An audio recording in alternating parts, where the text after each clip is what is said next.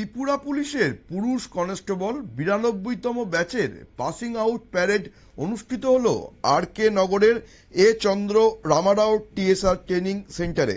এই passing out প্যারেডে উপস্থিত ছিলেন মুখ্যমন্ত্রী ডক্টর মানিক সাহা এবং পুলিশের আইজি অনুরাগ ধনকর সহ রাজ্য পুলিশের উচ্চপদস্থ আধিকারিকরা। এই পাসিং প্যারেড যে প্যারেড ছিল আউট প্যারেডে এইখানে মোট 470 জন নবনিযুক্ত পুলিশ কর্মী তারা অংশগ্রহণ করেন। তার মধ্যে 469 জন ত্রিপুরা পুলিশের এবং একজন টিএসআর ফোর্সের। তারা এই যে পাসিং আউট প্যারেড তাতে অংশগ্রহণ করেন এবং এই প্যারেড গ্রাউন্ড থেকে নবনিযুক্ত যে পুলিশ কনস্টেবল রয়েছে তাদের উদ্দেশ্যে কি বার্তা দিলেন মুখ্যমন্ত্রী ডক্টর মানিক সাহা, আমরা শুনে নেব তার বক্তব্য।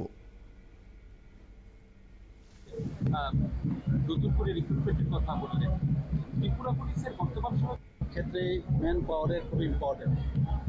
কোনো জায়গায় যেন ম্যান পাওয়ারের ঘাটতি না থাকে সেদিকে আমাদের নজর আছে। শুধু পুলিশে নয়, স্বাস্থ্য বিভাগেও আমরা যখন দেখি বা অন্যান্য দপ্তর যেখানে দেখি, পিডাব্লিউডি হোক বা এগ্রিকালচারই হোক, স্পোর্টসই হোক, সব ক্ষেত্রেই কিন্তু আমাদের ফিনান্স ডিপার্টমেন্টের সাথে কথা বলে আমরা চাই যে ম্যান পাওয়ার যেন কোনো জায়গায় কমতি না হয়।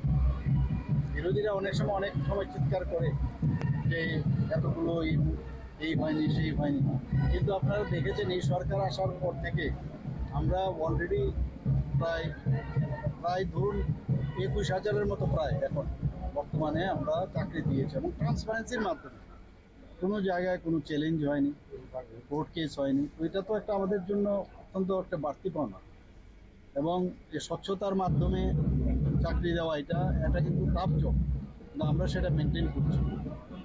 তো সেই জায়গায় আমি আজকে আমার বক্তব্য রেখেছি যে আরও সাব ইন্সপেক্টরের আমরা প্রায় 200-র উপরে সাব ইন্সপেক্টর আরও নিচ্ছি।